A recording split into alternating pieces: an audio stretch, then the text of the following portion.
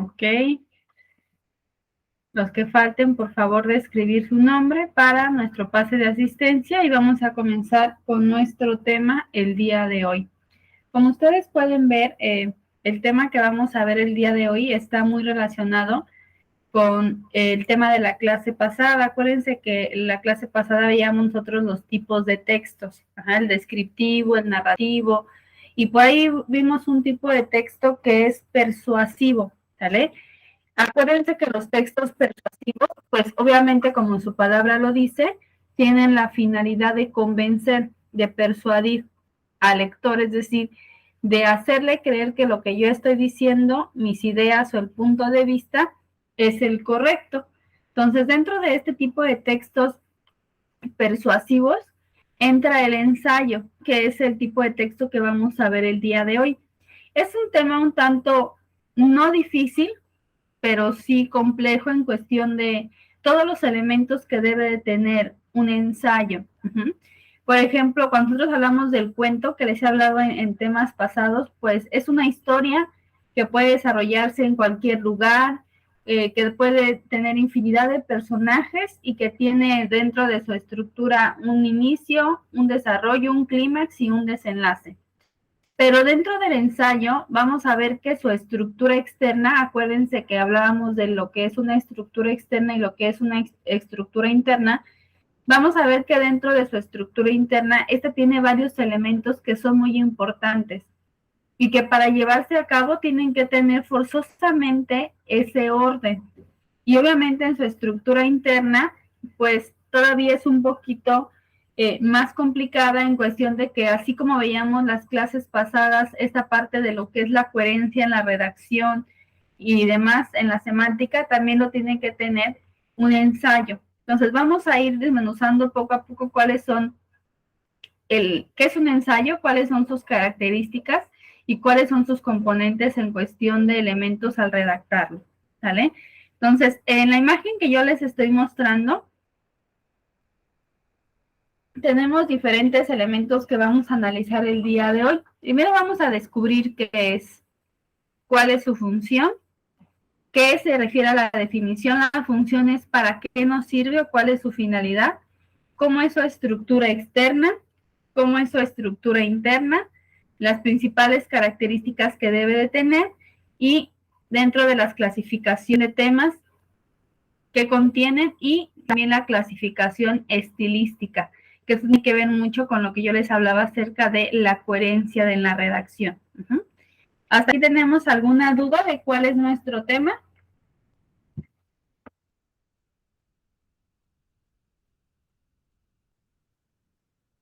Bien, vamos a comenzar entonces. Vamos a irnos directamente en esta parte al párrafo número 2, ¿sale? Bueno, primero nos dice, déjenme regresar un poquito para darle acceso a uno de sus compañeros que está ingresando. Entonces, en esta parte que yo les estoy proyectando, estamos viendo nada más lo que es la definición, ¿sale? ¿Qué es un ensayo? Y nos dice, nos da dos definiciones. La que da la Real Academia Española, que nos dice que es un escrito en el cual el autor o escritor desarrolla sus ideas, que este puede ser un término un tanto ambiguo, porque no solamente consta de que yo me ponga a escribir lo que yo piense, eso no es un ensayo, aunque aparentemente así nos lo hacen notar en algunas ocasiones porque nos dicen, un ensayo es lo que tú piensas de un tema, pero no es tan fácil, ¿sale? Acuérdense que veíamos que todo lo que yo pienso, toda la tesis que yo tenga o todas las hipótesis que yo tenga o las ideas siempre deben de estar argumentadas. La clase pasada hablábamos acerca de este soporte que tienen que tener las ideas. Entonces aquí la Real Academia Española me dice que es un escrito en el cual yo desarrollo mis ideas, pues obviamente que si tengo ideas, por consecuencia voy a tener que tener argumentos, ¿sale? También nos da otra definición que nos dice un ensayo es un escrito en prosa, es decir, dentro de un texto, generalmente breve. Breve hablo de, por ejemplo, 2 cuartillas, 3, 4, hasta 5, en el que el autor profundiza de manera madura sensible y personal en un tema determinado. Es decir, en un ensayo sí va a haber parte subjetiva, pero también tiene que haber parte objetiva. Puede ser filosófico, científico, histórico, literario, religioso. Es decir, en un ensayo yo puedo hablar de temas que sean de interés para la población. Por ejemplo, puedo hablar acerca de el daño que causan las drogas, o puedo hablar de los escritores más famosos y por qué son famosos, qué es lo que los ha hecho canónicos o importantes hasta nuestra fecha. Puedo hablar, por ejemplo, mi postura acerca de la religión católica, ¿vale? Entonces, yo puedo hablar en un ensayo de diversos temas. Hay infinidad de temas que yo puedo abordar en un ensayo, pero lo que sí es que debo de poner mis ideas tomando en cuenta la objetividad y también entra un poco la subjetividad porque entra mi punto de vista. Ahora, ya que tenemos la definición, ¿vale? Si la quieren copiar, por favor, sobre todo la número 2, porque la de la Real Academia Española es todavía muy ambigua, ¿sale? Entonces pongan, un ensayo es un escrito en prosa, generalmente breve, en el que el autor profundiza de manera madura, sensible y personal en un tema determinado. Hasta determinado, con nosotros ya tenemos una definición, o ya entendimos qué es lo que es un ensayo. Ustedes me dicen cuando ya estén listos.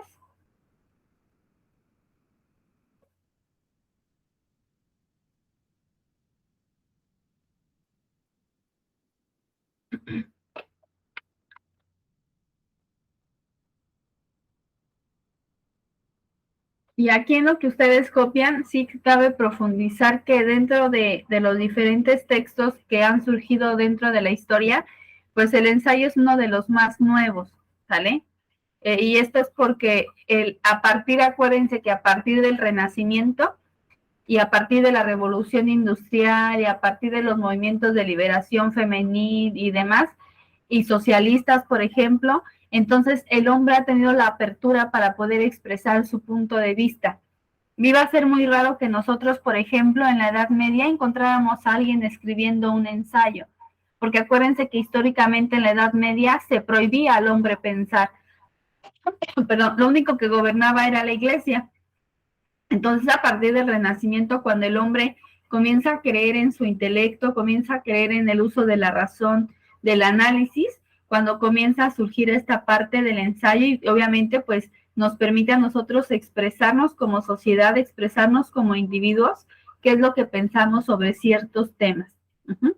Ok, ahora vamos a ir, ya tenemos la definición. Ahora, ¿para qué nos servirá un ensayo? Voy a leer un poquito lo que viene aquí. La función del ensayo es informar o exponer los puntos de vista del autor. Más que informar, jóvenes, quédense con esta parte de exponer y convencer, porque sí es un texto informativo, pero hasta cierto punto. Nos interesa más que el lector sepa cuál es mi postura sobre el tema, ¿vale? Y tratarlo de convencerlo de que mi punto de vista es el correcto. Por ejemplo, yo podría hacer un ensayo donde esté a favor del gobierno de Andrés Manuel, o podría hacer también un ensayo donde esté en contra del gobierno de Andrés Manuel. Yo puedo tomar la postura que me sea más convincente para mí, pero lo importante es que durante ese ensayo yo defienda mi postura, ¿sale? Entonces me dice, quien a través de la reflexión, aquí tenemos una palabra clave muy importante, que es la reflexión. Durante mi escrito yo voy a estar reflexionando, exponiendo puntos de vista, dando argumentos, dando hechos, datos, interpretando cierta información. Por eso se dice que es un estudio a profundidad, porque voy a hacer, valga la redundancia, un estudio mínimo de cada uno de los puntos que yo voy a ir hablando. Dice, a lo largo del contenido, un ensayo expone pruebas o argumentos que van reforzando el enfoque del tema, como él requiera presentarlo a su lector. Por eso se dice que es un texto argumentativo. ¿Por qué? Porque nos da, valga la redundancia, argumentos o hechos y datos con que sostener las ideas. ¿Vale? Y luego aquí tenemos abajito un ejemplo de un ensayo.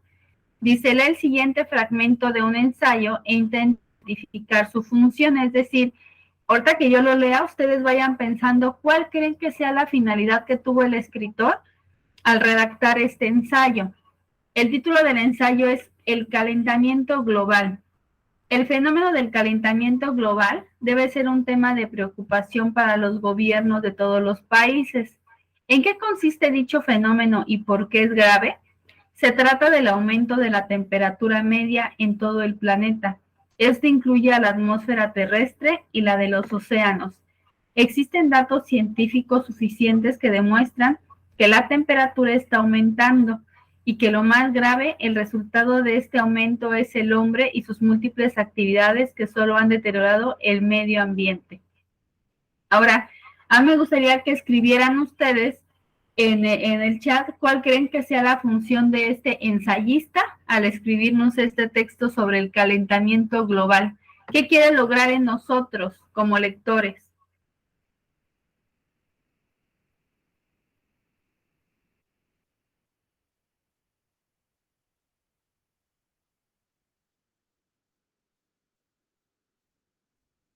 ¿De qué nos quiere convencer? ¿O en qué parte quiere que hagamos conciencia?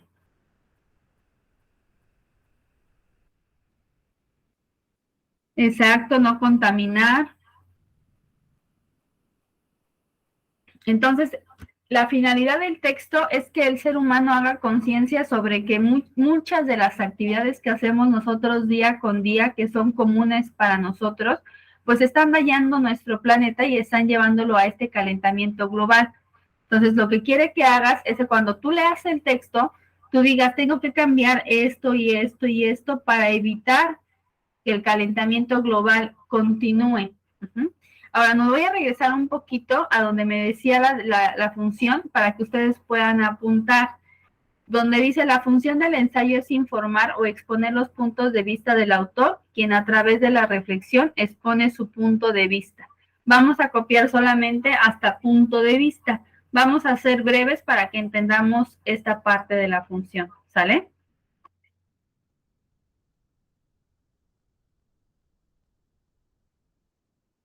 Ustedes le van indicando.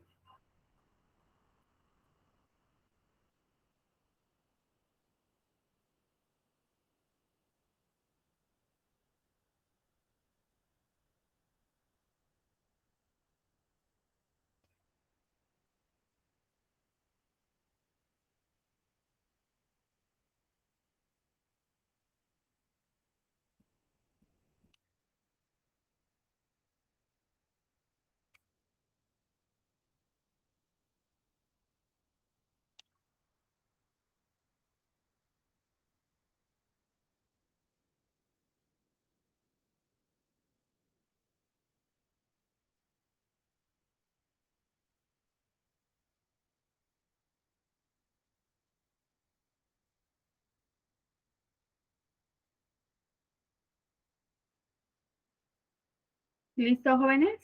¿O me espero tantito?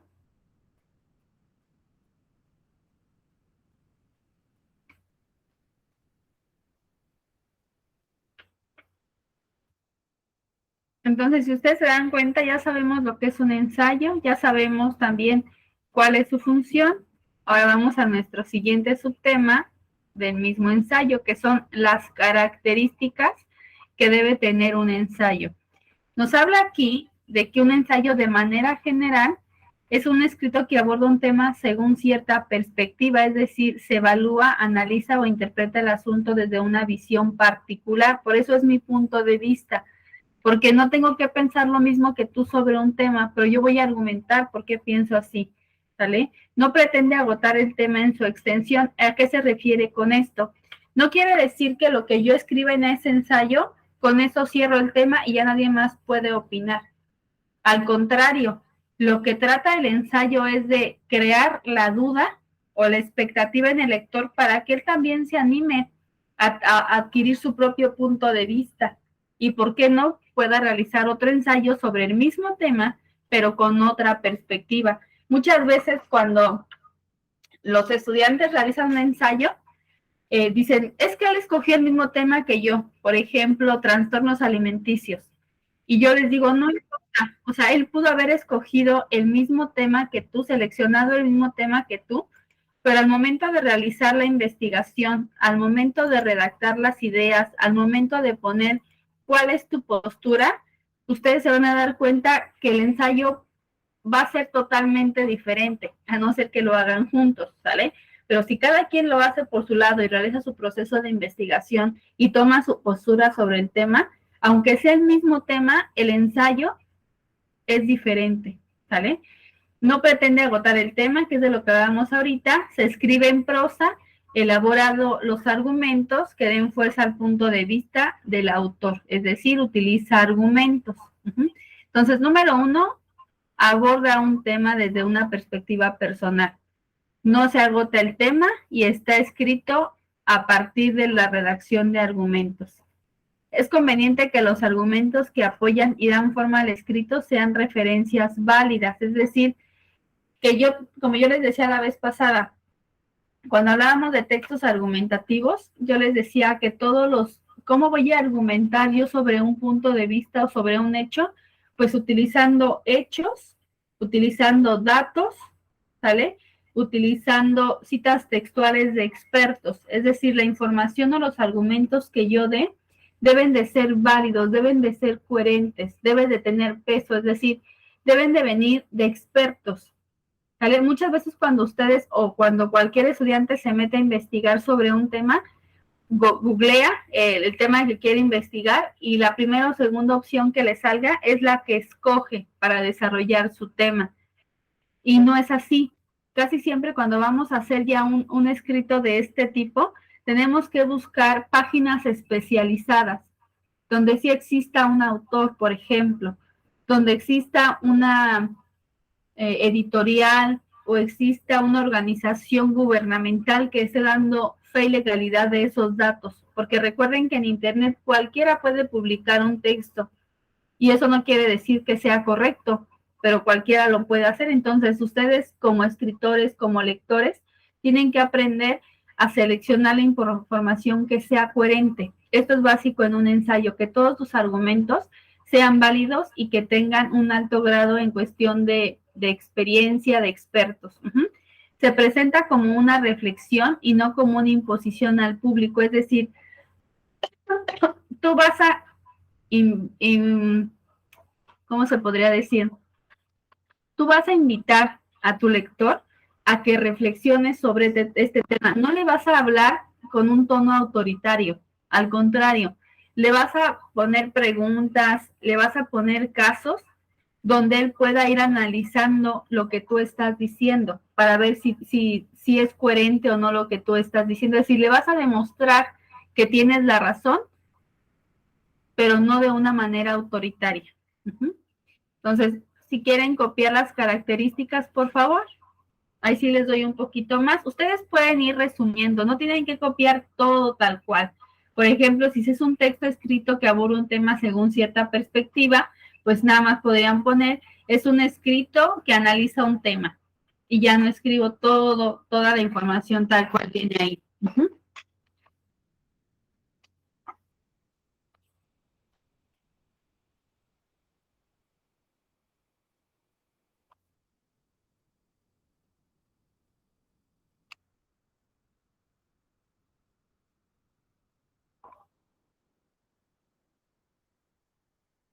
Lo voy a hacer un poquito más grande, a ver si lo pueden ver mejor.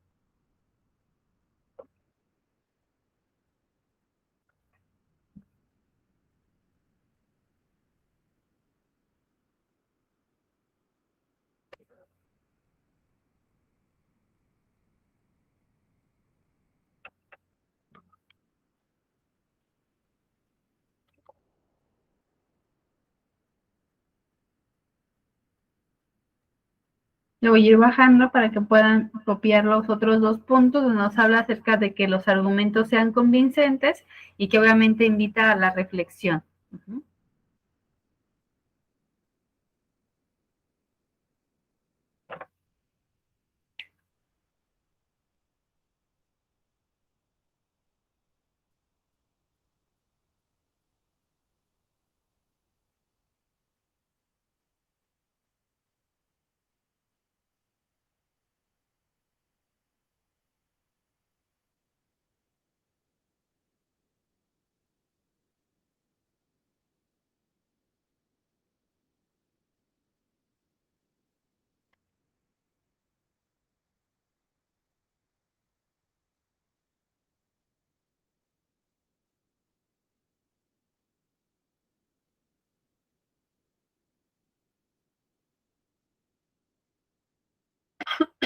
Ok, ya que tenemos claro esta parte de cuáles son las principales características, la función y la definición de ensayo, entonces vamos a ver la estructura externa. Acuérdate de cuando hablamos nosotros dentro de cualquier texto de una estructura externa, estamos hablando de las partes que conforman ese texto. Como yo te decía con el ejemplo del cuento, tenemos un título, un desarrollo, perdón, una introducción, un desarrollo, un clímax y un desenlace. Esas son las partes de la estructura externa. Vamos a ver en el ensayo cuáles son esas partes que componen este tipo de textos. Lo primero que tengo que hacer yo es un título, ¿sale? Aquí es importante que cuando yo redacte mi título, este título sea atractivo. Por ejemplo, si estoy hablando de trastornos alimenticios, no le voy a poner al ensayo trastornos alimenticios tal cual. Por ejemplo, puedo poner un título que diga lo que ves en el espejo no siempre es la realidad. ¿Qué daños puede causar la autoestima, la baja autoestima? Es decir, un tema que atrape al lector, que le haga parecer que mi texto va a ser interesante, ¿sale? Y debe de ser claro, es decir, debe hacer que el lector desde que lea tu título vea de qué se va a hablar, sin que tú le des el nombre tal cual de lo que vas a hablar, ¿sale? Entonces, debe de ser un título atractivo, debe de ser fácil de comprender, ¿sale? Y obviamente que no sea de una extensión muy larga. Y aquí nos vienen algunos ejemplos de títulos que yo puedo utilizar para los ensayos, como el que dice el hecho de las aglomeraciones. ¿Por qué tenemos religión? La ley antitabaco. Ensayo sobre la juventud, las formas de vivir y expresar de los jóvenes. Notarás que los títulos anteriores te ubican con rapidez en el tema o tratar en el ensayo. Entonces, nuestro primer elemento de un ensayo sería el título. Pongan en su apunte elementos del ensayo, estructura externa y ahí le ponen título, ¿sale? Vamos con el siguiente, si no hay duda, que es el nombre del autor. Porque, eh, por ejemplo, un cuento no siempre me pide que yo le ponga el nombre del autor. Puedo yo designar mi cuento como anónimo. Muchos cuentos son así o los poemas son anónimos, pero aquí cuando yo escribo un ensayo, sí me pide que utilice o que ponga forzosamente mi nombre. Pues obviamente porque es un ensayo argumentativo, donde el autor tiene que hacerse cargo de sus ideas, porque está expresando puntos de vista, porque está expresando opiniones. Entonces, por eso es que el texto me pide que se ponga el nombre del autor. Y voy a leer lo que dice esta parte. Es primordial que el nombre del autor aparezca en el ensayo, porque es el creador del texto. Son suyas las tesis. Cuando hablamos de tesis, hablamos de ideas y los argumentos que la sustentan. Él seleccionó el asunto, es decir, el tema. Él investigó, identificó, jerarquizó, es decir, ordenó la información para trabajar en ella, además de que eligió el punto de vista, es decir, está a favor o está en contra. Es el autor quien da la razón de ser al ensayo, es quien determina la intención comunicativa, el vocabulario y el estilo que va a emplear para persuadir al lector y en su momento hacerlo cambiar de opinión o por lo menos conducirlo a la reflexión. Pues aquí nos da muchas razones de por qué un ensayo tiene que tener un título forzosamente y un nombre del autor, ¿sale? El siguiente elemento es la introducción. Acuérdense que la introducción ya la habíamos visto en otras clases, pues es donde voy a hablar de manera general de qué se va a tratar mi texto, por qué es importante que lo lean, ¿vale? ¿Por qué es interesante? Entonces me dice, la introducción constituye una de las partes esenciales de todo ensayo porque hace la presentación del tema que va a desarrollar. Ahí se presenta con claridad el problema y se ubica en el momento actual. La introducción favorece la vinculación del lector con el contenido, ya que esta es una de las finalidades, el convencerlo de la importancia de la investigación que llevó a la formulación de la tesis. Además, aquí se menciona los objetivos del ensayo. En la introducción no se ponen las conclusiones, solamente se hace la invitación para localizar en el transcurso de la lectura. ¿Sale? Entonces, cuando yo redacto una introducción, voy a poner de qué trata mi tema y cuál es el objetivo, a dónde quiero llegar con él, sin dar argumentos, sin llegar a una conclusión, solamente a dónde quiero llegar. Y aquí nos viene un ejemplo de una introducción. Dice, el pan, según la Biblia, resulta ser tan antiguo como el hombre mismo. Adán, vegetariano al ser echado de su huerta, no solo fue condenado a ganarlo con el sudor de su frente, sino que iba en lo sucesivo a alimentarse de carne, caza y pesca, para tragar las cuales necesitaba acompañarse de pan, tal como nosotros. Las frutas y las legumbres pasan sin él, más para aquellas constantes excursiones de nuestros abuelos prehistóricos como para las nuestras, era bueno llevar sándwich. Toda pena es buena con pan. El que tiene hambre piensa en él. Lo comen las personas que son como el de buenas, calma el llanto. ¿A quién le dan pan que llore? Y las personas sinceras le llaman por su nombre al vino, vino. Entonces, eso que nosotros acabamos de leer solamente es la introducción. Y chequen, es una introducción un tanto divertida, porque y comienza a hablar históricamente de dónde se piensa que surgió el pan, desde la parte evangelizadora de Adán y Eva, pero lo lleva después a nuestra época actual, a todas las connotaciones o todas las frases en las que utilizamos nosotros el concepto del pan, ¿sabes? Como por ejemplo, ¿a quién le dan pan que llore? El que el hambre tiene, en pan piensa. Entonces, obviamente en este texto, pues nos queda claro que el autor nos va a hablar acerca de la importancia del pan, ¿sale? Pero lo hace de una manera divertida. ¿Sí queda claro esta parte de cómo es una introducción?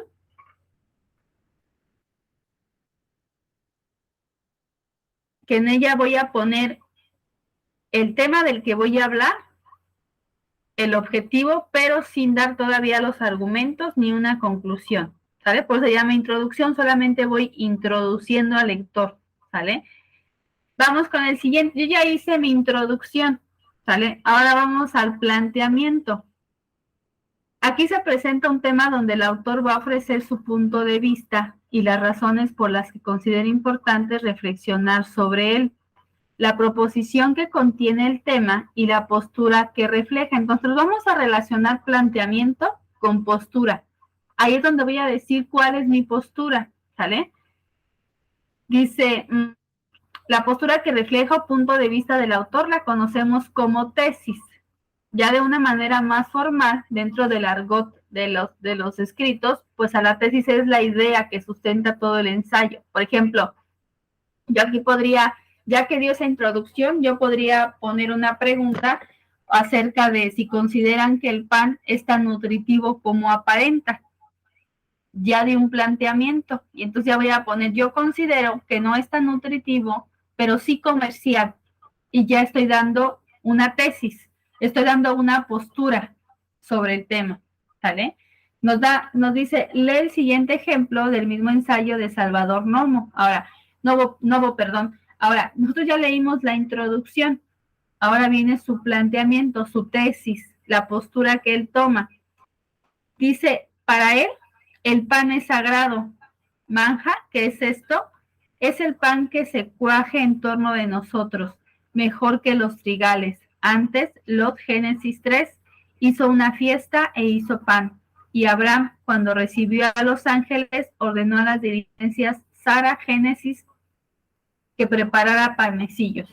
Entonces, ¿Cuál es su tesis? ¿Cuál es su idea general sobre el tema?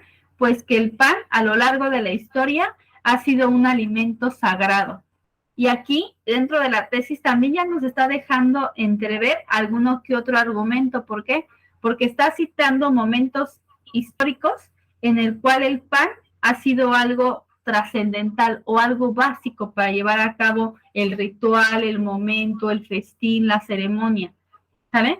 ¿Sí se entiende esta parte de lo que es el planteamiento? Ustedes podrían hacer en sus apuntes, poner planteamiento, se refiere a la tesis, ¿sale? O idea que se va a dar a lo largo del ensayo. Uh-huh. Ahora, ya que yo tengo el planteamiento o la postura, vamos a ir con un desarrollo, ¿sale? Ya dije de qué va a tratar y qué es lo que quiero lograr. Ya dije cuál es mi postura. Ahora, ¿cómo voy a hacer que tu lector te convenzas de esta postura? Pues con mi desarrollo, que es donde voy a dar todos los argumentos. Y esos argumentos no los voy a escribir como se me vengan ocurriendo o como yo los vaya encontrando en internet. No, obviamente ya hice una investigación de fondo antes. Ya tengo todo mi material organizado, jerarquizado, para entonces poderlo redactar de una manera coherente. ¿Sale? Aquí nos dice, vamos a ver lo que dice el libro.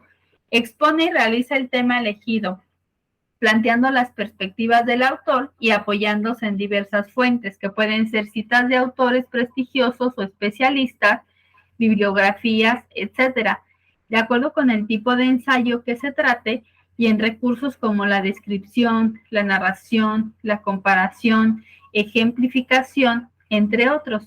En cada párrafo se ejemplifican o justifican las ideas expuestas. Además, eso es bien importante, se usa un lenguaje propio de la ciencia que se está trabajando. Es decir, en un ensayo no puedo hablar de una manera informal. Tengo que tratar de utilizar términos o conceptos que sean básicos para entender el tema del cual yo estoy hablando. Es convincente que observes la coherencia del escrito. Es decir, entre tu texto sea más coherente, más vas a convencer al lector, ¿vale? Y entonces dice, revisa ahora el desarrollo del ensayo que has comenzado a leer. Sigue el mismo proceso que en el planteamiento.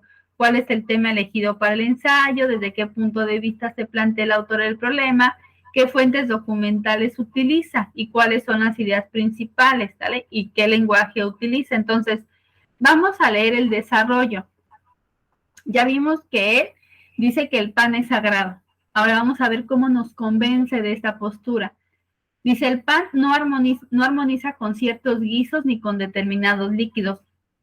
Por eso a las personas inarmónicas se les llama pan con atole. Y es preferible comer tortillas con los frijoles y piloncillo con el atole. Tal hacían los indios y todavía no aceptan el pan. Es sagrado, he dicho, y es católico, conformándolo con diversas maneras.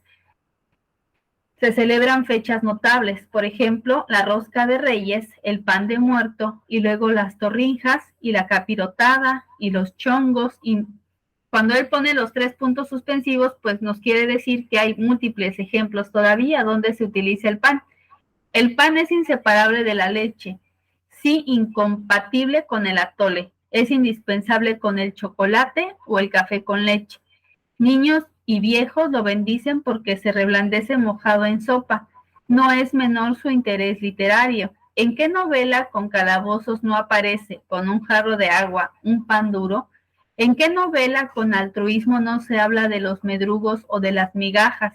Y no se dice, nos arrebatan el pan y el amargo pan del destierro. En nuestros pueblos coloniales aún, el pan se vende en las plazas, en grandes canastos.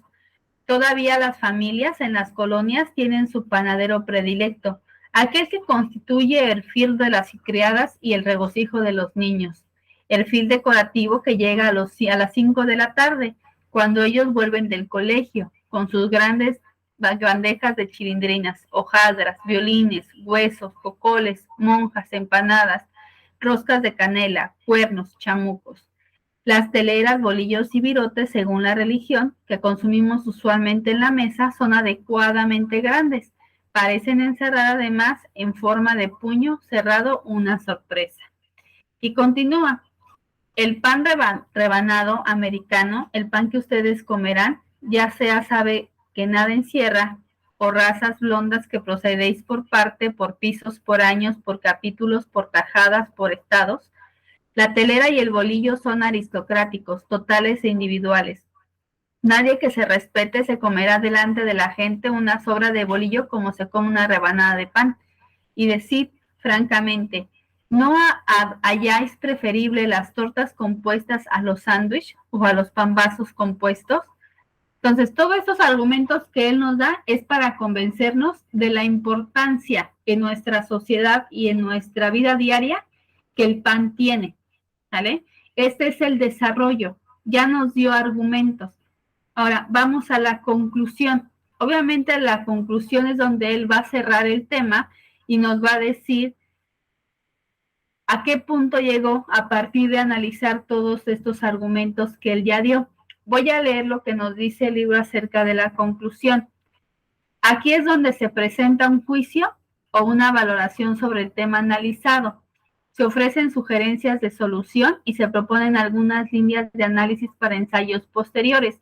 Aquí, sobre todo, cuando habla de un tema a lo mejor más científico, un tema social, sí es bien válido que él dé pautas o dentro de la conclusión ponga puntos que son clave para la solución de ese tema. Por ejemplo, se está hablando como el tema anterior que hablábamos del calentamiento global, pues en la conclusión sí tendría que poner cuáles serían las medidas o las actividades diarias que el ser humano realiza que tendría que cambiar, ¿vale?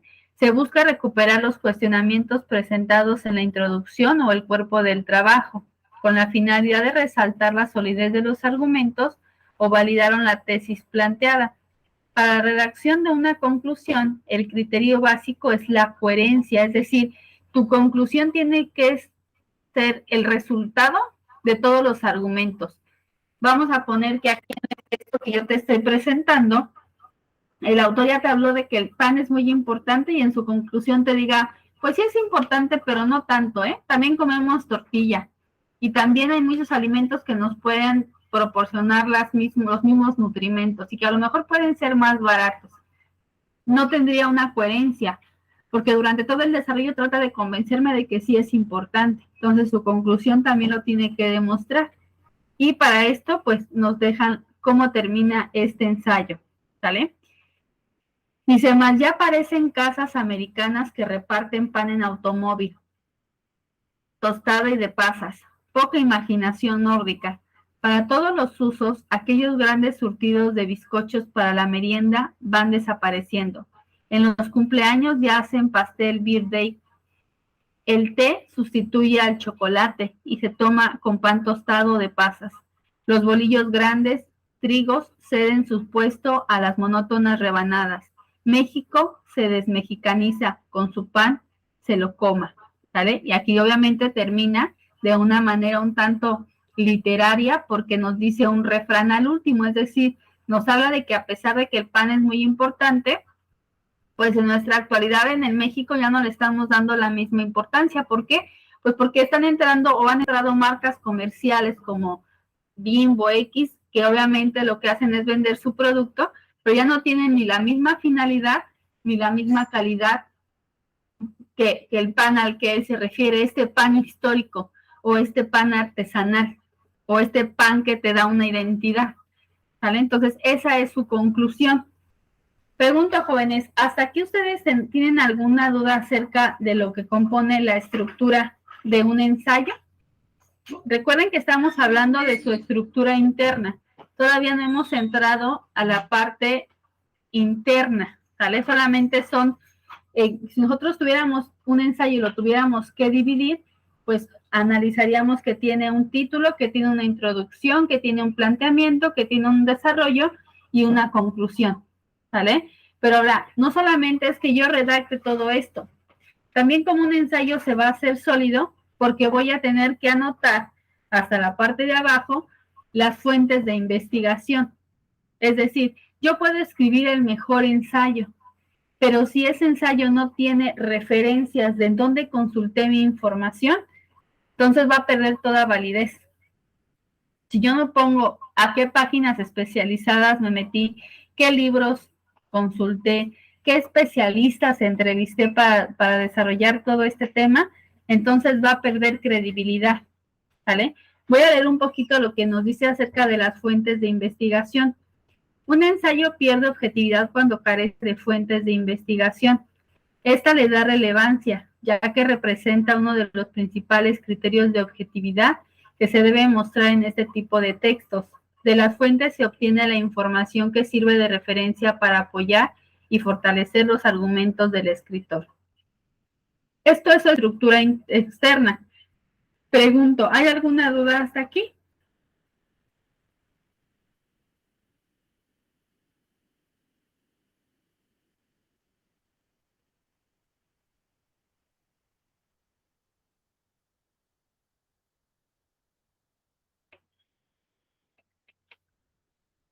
Jóvenes, ¿hay alguna duda hasta aquí?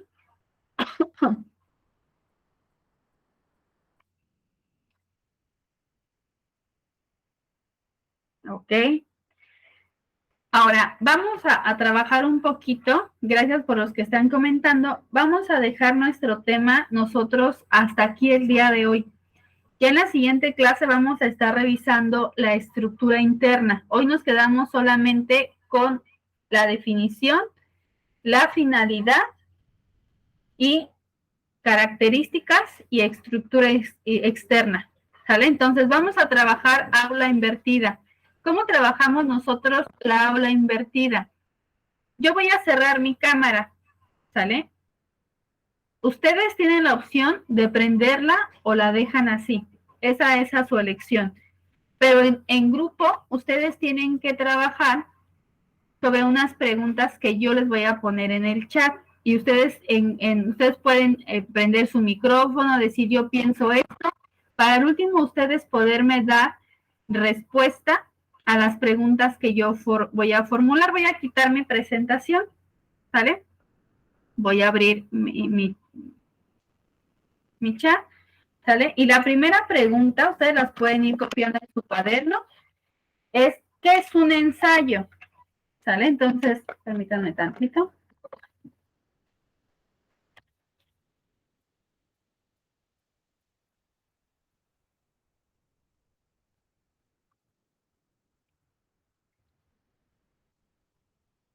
Ahí tenemos nuestra primera pregunta, ¿qué es un ensayo?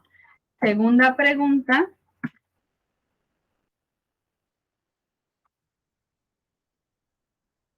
¿cuál es su función? Es decir, ¿para qué nos sirve un ensayo? ¿Qué quiere lograr un ensayo? Esta es una indicación más que una pregunta.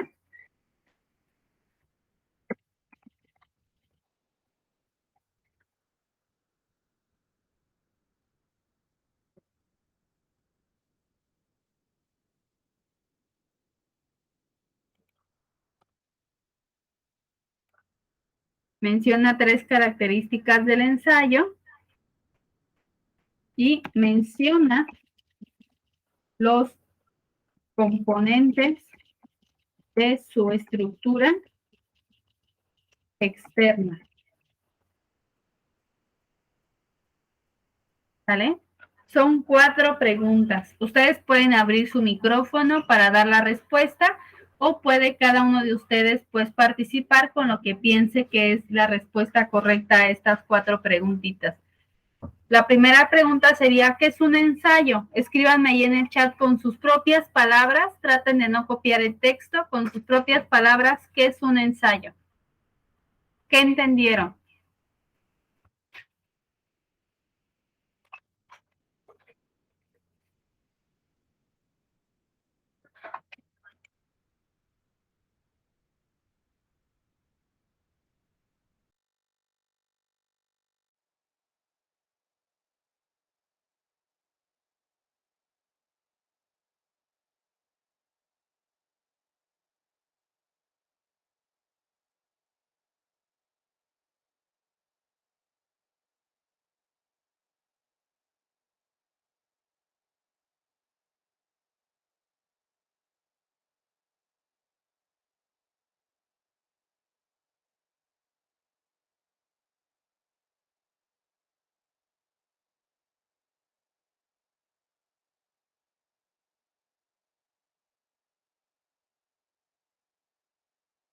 Ok, aquí alguien ya comentó que es un escrito hecho por nosotros para dar a entender un tema, ¿ok?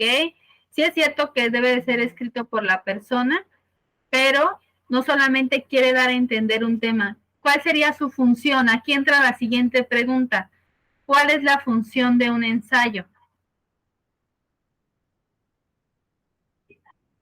Ok, es un ensayo, es algo en el que el autor argumenta un tema muy bien.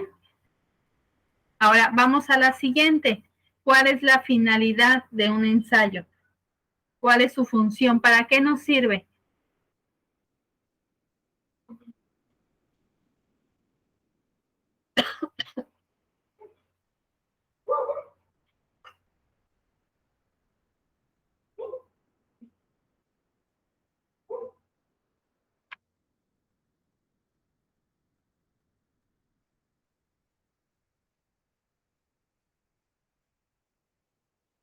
Ok, para evaluar y analizar un tema, muy bien. ¿Quién más participa? ¿Para qué nos sirve? Para analizar, para evaluar. ¿De qué otra forma lo podemos poner?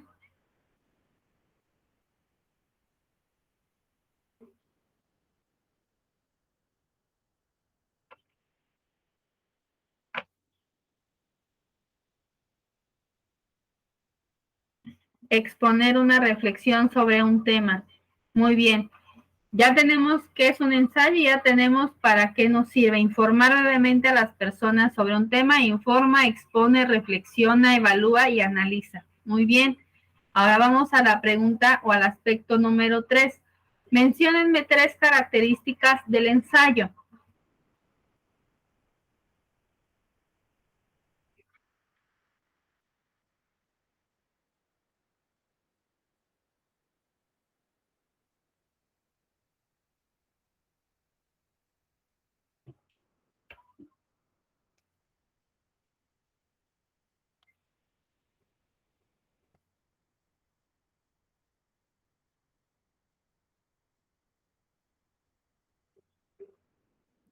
¿Cuáles serán esas 3 características? ¿Quién me pone una? A lo mejor cada uno de ustedes puede aportar una, ya se forman las 3 o 4 porque son 4 participantes. Ok, da su punto de vista, ya tenemos una.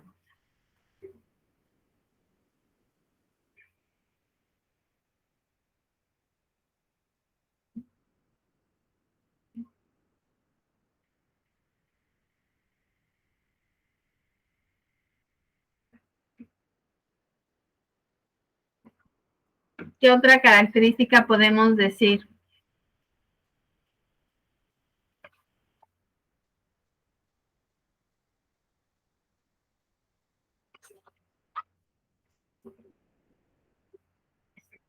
Ok, va dirigido al público, tiene en cuenta que tiene un lector,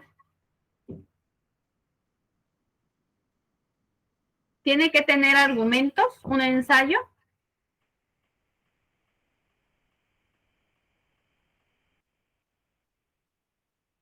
¿Cómo es el lenguaje de un ensayo? También lo pueden poner ahí.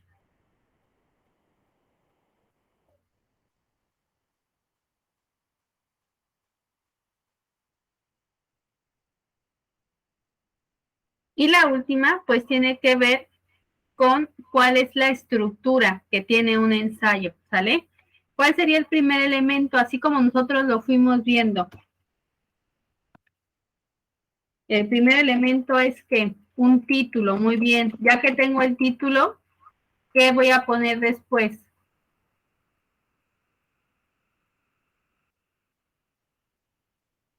Nombre del autor, muy bien. Después del nombre del autor, es ahí donde yo le digo de qué voy a hablar, la introducción. Y ya que tengo el tema, ¿qué voy a hacer con ese tema?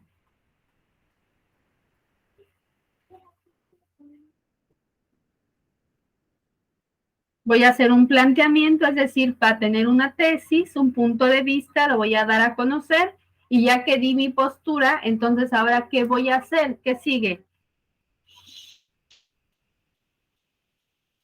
¿Qué voy a hacer? Un desarrollo donde voy a poner todos los argumentos y ya que hice todos mis argumentos, ahora voy a concluir. Pero de nada sirve que yo haya hecho todo este análisis si no pongo al último qué para poder sustentar todas mis ideas. Nos falta uno. Fuentes de investigación o referencias bibliográficas. Muy bien, jóvenes. Bueno, pues hasta aquí nosotros vamos a dejar nuestro tema. Muchas gracias por participar. Creo que no quedaron dudas referente a estas partes que vimos nosotros del ensayo.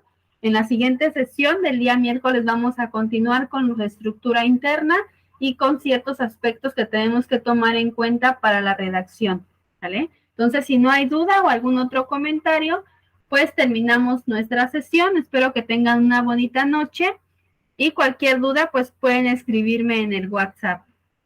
Buenas noches, jóvenes. Hasta el día miércoles.